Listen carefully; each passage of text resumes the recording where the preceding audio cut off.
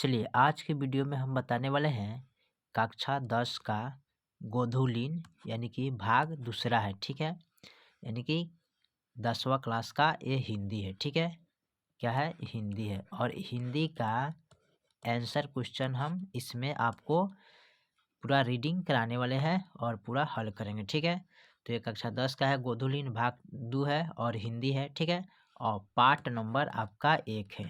ठीक है, part number आपका 1 होगा, यहाँ से इसको हम हल करेंगे। ठीक है, तो चलिए यहाँ पर चैप्टर नंबर 1 है श्रम विभाजन और जाति प्रथा। ठीक है, इसका लेखक कौन है? तो भीमराव अंबेडकर। ठीक है, इस चैप्टर का है, यानी कि गद्य खंड है। ठीक है, याद रखिएगा, गद्य क्या है? खंड है।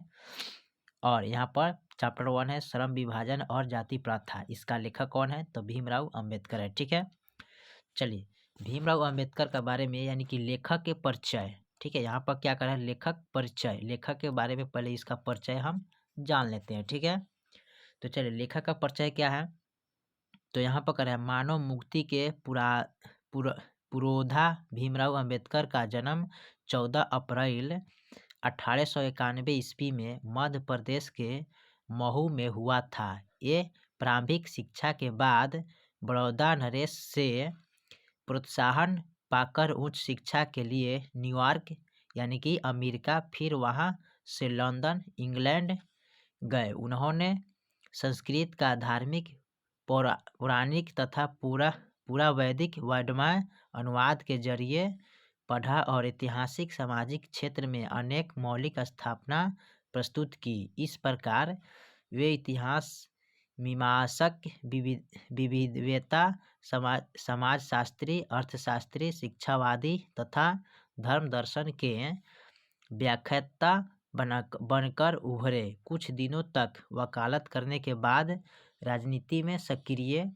भूमिका निभाते हुए उन्होंने अछूतों स्त्रियों तथा मजदूरों को मानवीय अधिकार तथा सम्मान दिलाने के लिए अथक संघर्ष किया। इनका निधन कब हुआ? तो 1956 ईस्वी में इसका निधन हो गया। ठीक है, चलिए अगला हम देखते हैं।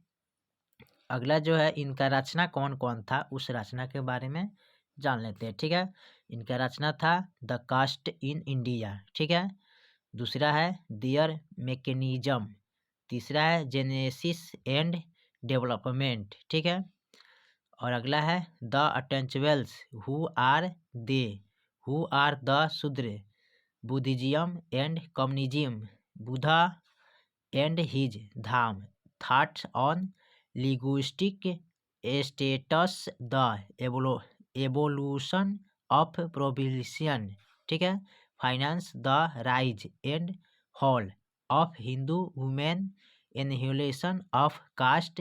हिंदी में इनका संपूर्ण वाड्याम्या भारत के, ठीक है, वाड्याम्या भारत के कल्याण मंत्रालय द्वारा बाबा साहेब अम्बेडकर संपूर्ण वाड्याम्या 21 खंडों में प्रकाशित कराया जा चुका है। ठीक है, कितने खंडों में?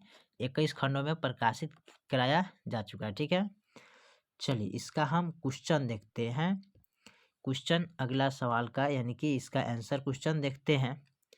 तो इसका फर्स्ट क्वेश्चन है, यहाँ पर क्या कह रहा है? यहाँ पर फर्स्ट क्वेश्चन क्या कर रहा है इसका? लेखक किस विडंबना की बात करता है? विडंबना का स्वरूप क्या है?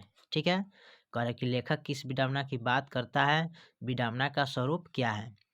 तो इसका उत्तर है लेखक उस विडंबना की बात करता है जिस कारण आज के जागृत समाज, यानी जागरूक समाज, यहाँ पर जागरूक होना चाहिए, ठीक है, में जातिवाद विचार फल फूल रहा है। लेखक का कहना है कि इस युग में भी कुछ लोग जातिवाद के समर्थक और पोषक बने हुए हैं, जबकि विश्व के किसी समाज में जातिवाद आधारित श्रम विभाजन नहीं है।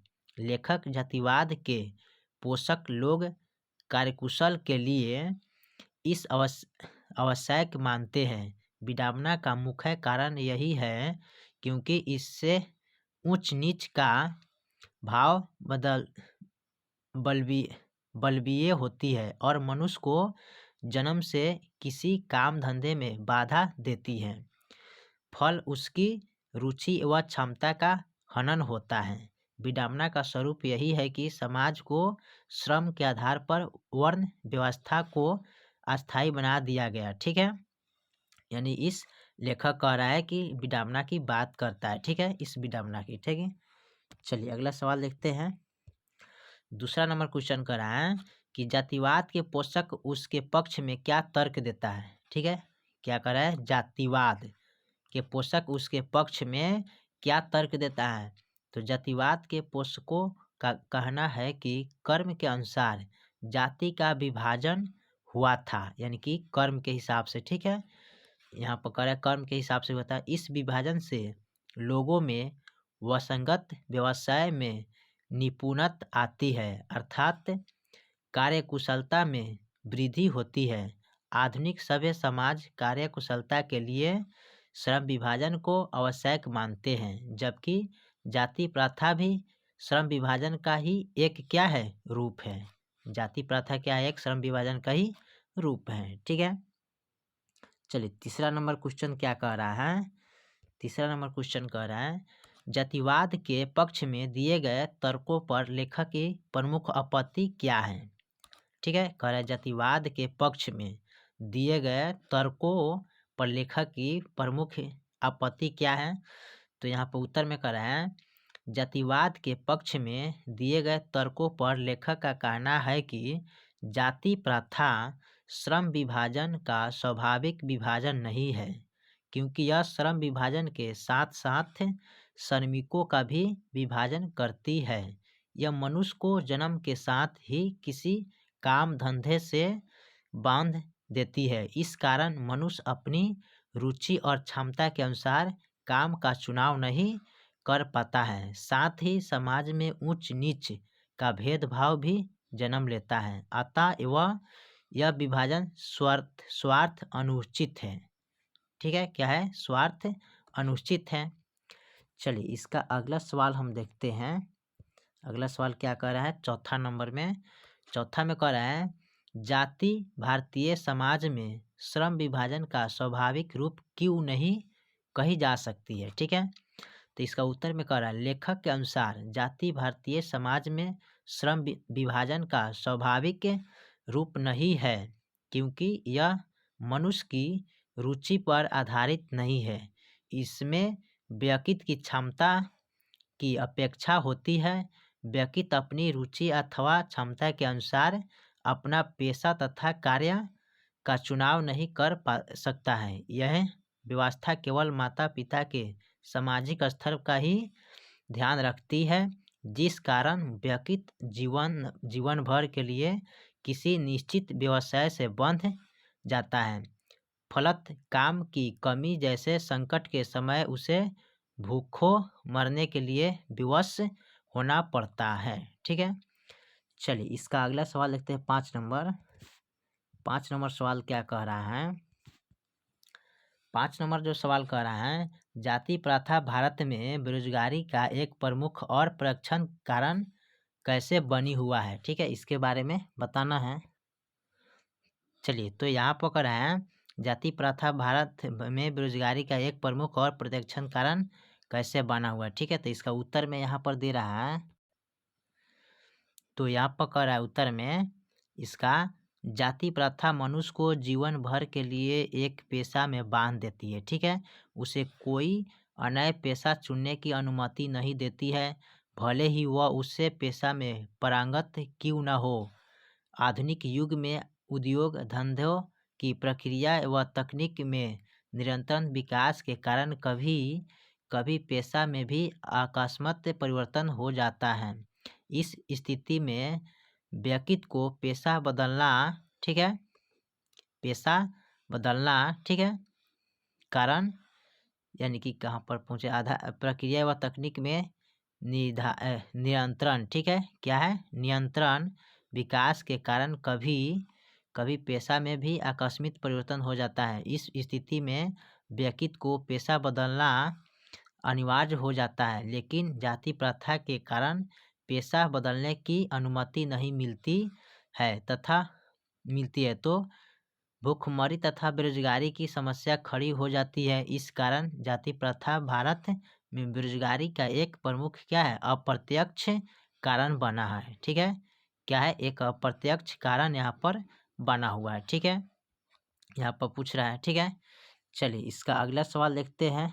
छठा नंबर सवाल क्या कह रहा है, यानी कि छठा नंबर जो सवाल यहाँ पर दिया है वो कह रहा है यहाँ पर छठा नंबर। ठीक है, छठा नंबर में कह रहा है, लेखक आज के उद्योगों में गरीब और उत्पीड़ना से भी बड़ी समस्या किसे मानता है और क्यों। ठीक है, तो यहाँ पर लेखक कह रहा है, लेखक यानी कि लेखक आज के उद्योग में गरीबी और उत्पीड़ना से भी क्या है, उत्पीड़ना से भी बड़ी समस्या जाती है। ठीक है, प्रथा को मानता है। इसका कारण यह है कि इस प्रथा में व्यक्ति के रूप रुचि तथा क्षमता की अपेक्षा की जाती है। व्यक्ति स्वच्छता से कोई दूसरा पेशा नहीं अपना सकता है। फलत अरुचि तथा विवश काम करने के कारण व्यक्ति की कार्य क्षमता घटने लगती है और वह दुर्भावना से ग्रस्त होकर टालू प्रवृत्ति का हो जाता है।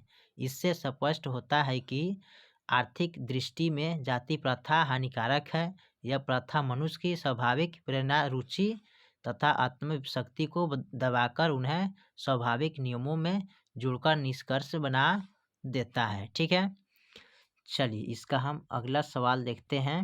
अगला सवाल क्या कर रहा है, इसका जो अगला सवाल है उसको देखते हैं, 7वां नंबर क्वेश्चन को। ठीक है, 7 नंबर जो क्वेश्चन कर रहा है, लेखक ने अपने पाठ में किन प्रमुख पहलुओं से जाति प्रथा को एक हानिकारक प्रथा का रूप में दिखाया है। तो उत्तर में कर रहा है, लेखक ने पाठ में जिन प्रमुख पहलुओं से जाति प्रथा को एक हानिकारक प्रथा के रूप में वर्णन किया है वे निम्नलिखित है। ठीक है, तो कह रहा है, जाति प्रथा पर आधारित श्रम विभाजन स्वाभाविक नहीं है। यह श्रमिकों में भेदभाव पैदा करती है। इस विभाजन से ऊंच नीच का भेद उत्पन्न होता है जिससे सामाजिक एकता पर दुष्प्रभाव पड़ता है। यह श्रम विभाजन रुचि आधारित न होने के कारण श्रमिकों की कार्य क्षमता पर दुष्प्रभाव डालता है। श्रमिक दुर्भाव अनग्रस्त होकर टालू तथा कम काम करने के लिए प्रेरित होता है।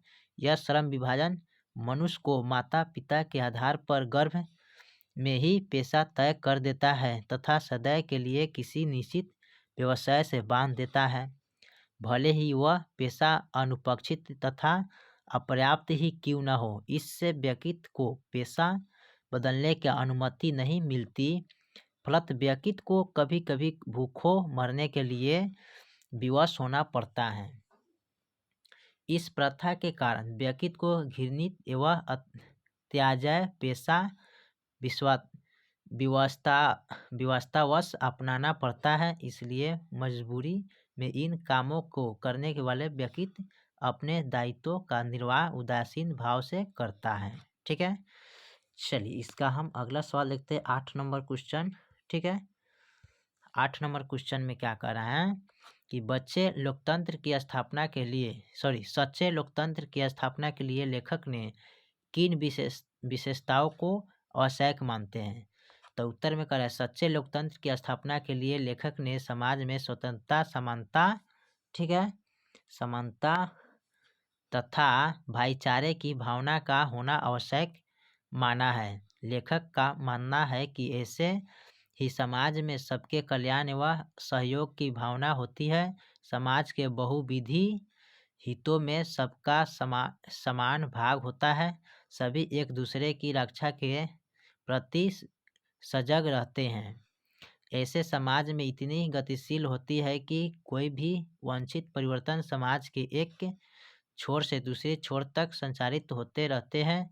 दूध पानी की तरह भाईचारे का मिश्रण होता है। इसमें सामूहिक जीवनचर्या की एक रीति तथा समाज को सम्मिलित अनुभव का आदान प्रदान होता रहता है तथा साथियों के प्रति श्रद्धा तथा समानता का भाव रहता है। ठीक है, तो ये है आपका पार्ट 1 का, ठीक है, यानी कि पार्ट 1 था हिंदी का, ठीक है, और उसका प्रश्न, ठीक है, प्रश्न आंसर क्वेश्चन, ठीक है, प्रश्न और उत्तर हमने इसको हल किए, ठीक है।